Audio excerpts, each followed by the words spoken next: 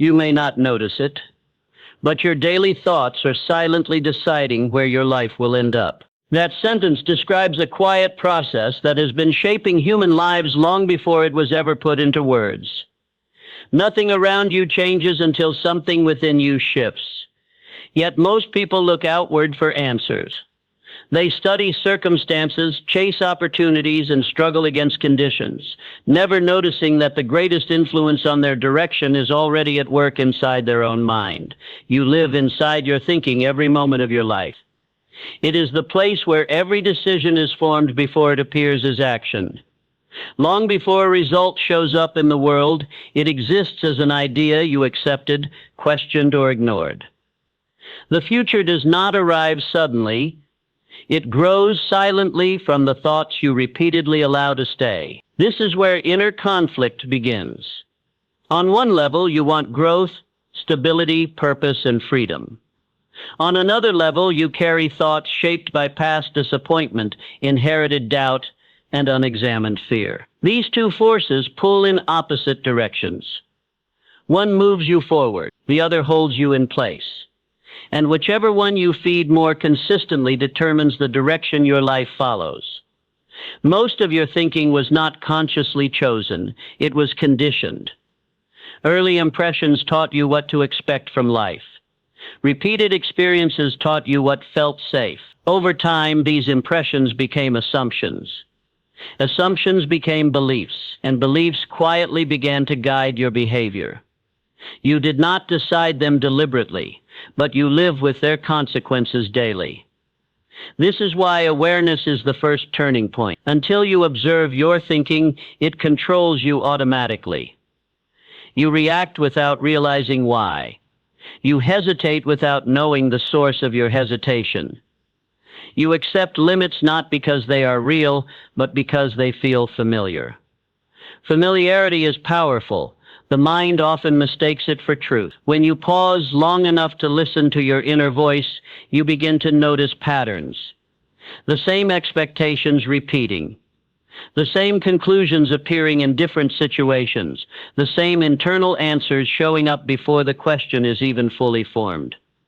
These are not accidents. They are the result of mental conditioning repeated over time. Your thinking has momentum. Thoughts you have entertained for years do not disappear simply because you wish they would.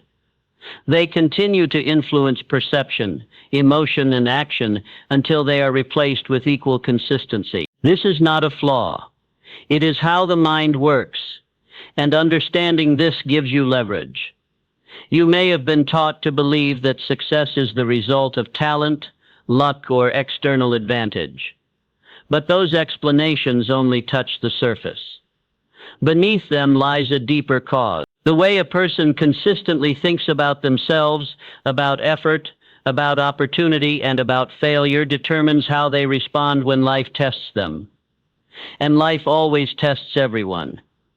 The world responds to you based on the signal you send through your attitude and expectation, not consciously, but predictably. When your inner world is disordered, your outer world reflects confusion.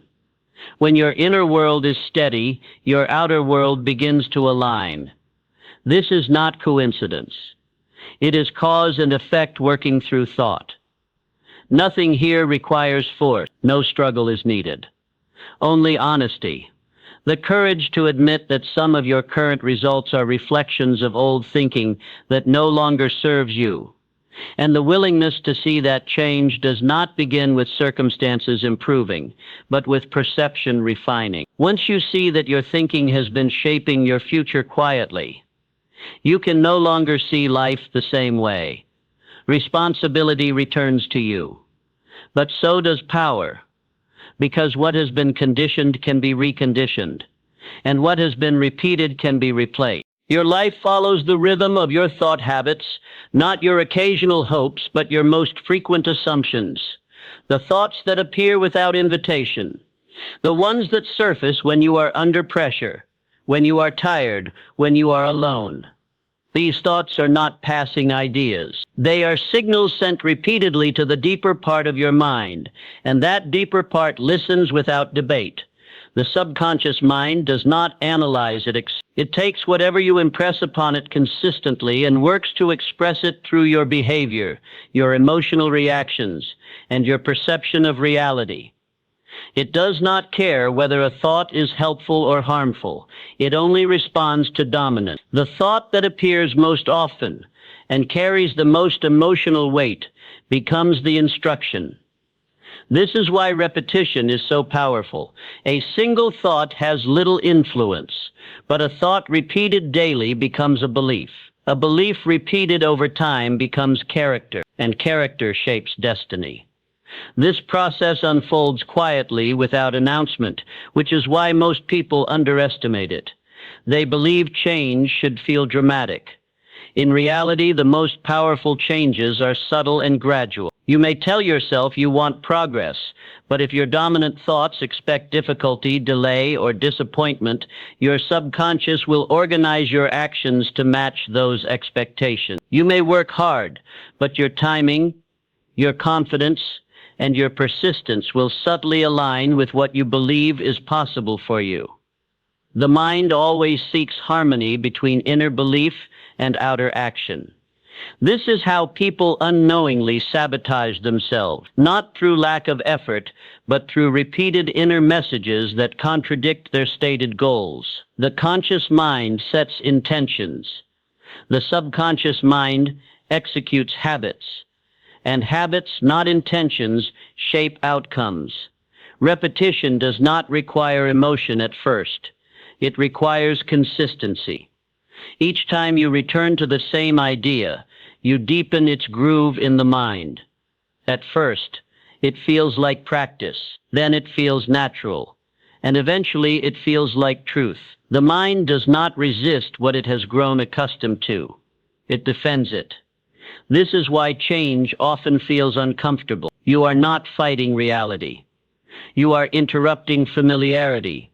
Old thought patterns protest not because they are right, but because they are known. The subconscious prefers what it recognizes, even if what it recognizes limits you. If you have ever wondered why certain results keep repeating in your life, look to the thoughts you have repeated most faithfully. The subconscious does not miss a signal. It builds patterns around what it receives. Your reactions become predictable. Your choices follow familiar paths, and your future begins to resemble your past, not because it must, but because the instructions have not changed. But here is the quiet power you hold. The same law that allowed old patterns to form allows new ones to replace them. The subconscious cannot hold two opposing dominant beliefs at the same time. One must eventually yield, and the one that yields is always the one you stop reinforcing. When you begin to introduce new thoughts deliberately, they feel weak at first. They feel artificial.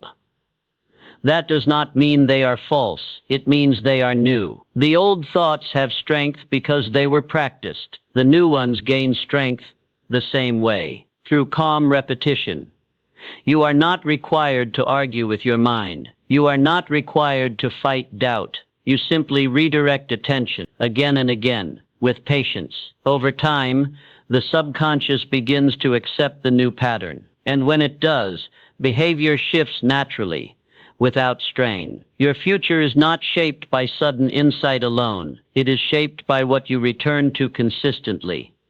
The mind becomes what it dwells upon most, and as your dominant thoughts change, your life follows, quietly, reliably, and without resistance. At a certain point, repetition alone is not enough. Thought must be energized. It must be felt. This is where faith enters, not as hope or wish, but as a cultivated inner state. Faith is the emotional acceptance of an idea as already true. When thought and feeling move together, the subconscious responds with speed and depth. Many people misunderstand faith. They think it belongs to the future. In reality, it belongs to the present. It is not waiting, it is assuming. It is the quiet decision to think, feel, and act as though a chosen idea is already part of you.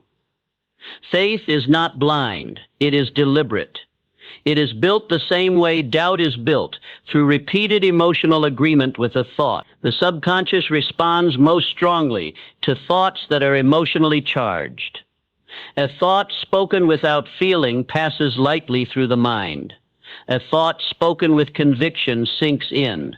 This is why moments of intense emotion often shape beliefs instantly. But you do not need dramatic moments to build faith.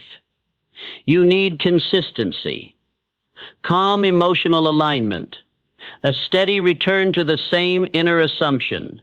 When you repeatedly affirm an idea about yourself with feeling, the subconscious begins to reorganize around it. Your reactions change, your posture changes. Your decisions begin to reflect certainty instead of hesitation. You are no longer trying to convince yourself, you are training yourself. This is autosuggestion in its purest form, not forced words, not desperate repetition, but gentle, rhythmic reinforcement of a chosen identity. You speak to your mind as an authority, not as a beggar. You state what you are becoming, not what you lack, and you do it with quiet emotional acceptance. Faith does not eliminate challenge. It changes how you meet it. When belief is present, obstacles are no longer signals to retreat. They become confirmations that you are moving. The subconscious, once impressed with a clear assumption, begins to look for ways to express it. Opportunities are noticed. Timing improves. Persistence strengthens. Not because the world changed, but because perception did. This is why emotionalized thought is so powerful. Thought alone sets direction. Emotion supplies force. Together, they move the inner world into alignment. And once the inner world aligns, the outer world begins to respond. You may have experienced this without realizing it. Moments when you felt deeply certain about something, and events seemed to arrange themselves naturally. That was not coincidence. That was faith in motion. The subconscious had accepted an idea fully and acted accordingly. Faith must be protected. Doubt weakens it only when doubt is rehearsed. A passing negative thought has little power unless you invite it to stay. What you dwell on emotionally becomes dominant. What you observe without engagement fades. This is not about denying reality. It is about choosing which reality you strengthen internally. You can acknowledge present conditions without surrendering your inner assumption. You can see where you are without allowing it to define where you are going. When faith becomes your mental posture, effort feels lighter. Decisions feel clearer. You move with direction instead of urgency. The mind no longer argues, it cooperates, and cooperation between conscious intention and subconscious belief is the foundation of all sustained success. You are not meant to struggle endlessly with yourself. You are meant to align. When thought, emotion, and belief move together, progress becomes natural. Faith without direction remains unfocused. Belief without discipline drifts. This is where inner control becomes essential. The mind must be given a clear aim, something definite to organize around. When purpose is vague, thinking scatters. When purpose is precise, thinking aligns. The subconscious responds best to clarity. Discipline is not harshness. It is order. It is the calm decision to guide your attention instead of letting it wander. Most people believe discipline is about forcing action. In truth, it begins with governing thought. What you allow yourself to dwell on determines the quality of your actions before they ever appear. When you hold a definite purpose in mind, your thinking begins to arrange itself around it. Questions change. Priorities shift. Distractions lose their pull. The subconscious starts filtering information based on relevance to that purpose. You notice what supports it. You overlook what does not. This is not effort. It is alignment. Indecision weakens mental power. When the mind is unsure, it sends mixed signals. The subconscious hesitates. Energy disperses. Progress slows. But when you decide, firmly and calmly, something stabilizes inside you. Your thoughts gain direction, your actions gain consistency, and consistency compounds quietly. Definiteness of purpose does not mean rigidity. It means commitment. You are clear about where you are going, even if the path adjusts. You are anchored internally, even while adapting externally. This inner steadiness creates confidence that does not depend on circumstance. Discipline also means protecting your mental environment. You cannot expect orderly thinking while feeding your mind confusion. The impressions you allow, the conversations you absorb, the internal dialogue you tolerate all shape your inner world. You do not need to control everything. You need to choose what you return to. Inner control is developed through small decisions honored daily. You redirect thought when it wanders into fear. You return attention to purpose when it drifts into distraction. You do not argue with the mind. You guide it calmly, repeatedly. Authority is established through consistency, not force. As discipline strengthens, something changes. You no longer feel pulled in many directions.